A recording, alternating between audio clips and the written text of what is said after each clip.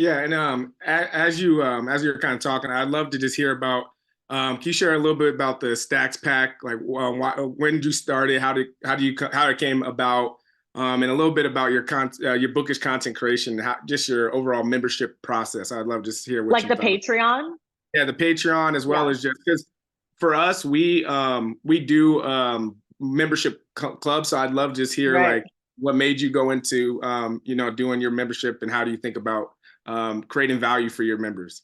Well, this is a silly answer because the answer is I needed money to make the show. Yeah, And at the beginning, before I had a following of large enough listeners to sell advertisements on the podcast, there were people who listened and loved the show. So I started the Patreon, and it's just really grown from there. But it is now the community is so great, and we have a Discord, and we're always like talking and in contact. And we do monthly book club meetups for the book club pick. We do like Google Meets or whatever.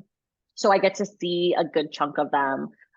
There's a lot of people in the Stacks Pack, but probably 30 to 40 each month actually show up for the book club. And it's not always the same people, but that has really helped to like build the community. And so, yeah, I started it because I needed to like pay for things. And from the Stacks Pack, I've been able to hire my editor, this wonderful guy named Christian. And then I have an assistant named Lauren. She's not really my assistant. She assists the show. So she like a production assistant. She helps me with emails and show notes and keeping everything organized and all of that.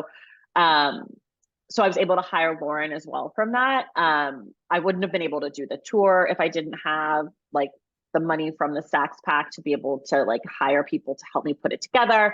So it's like it's a great community that adds so much to my life. But the truth is, the reason that they exist is because I can't do the show without it. And even still now, even with ads, like the Stacks Pack is really how I'm able to run the show.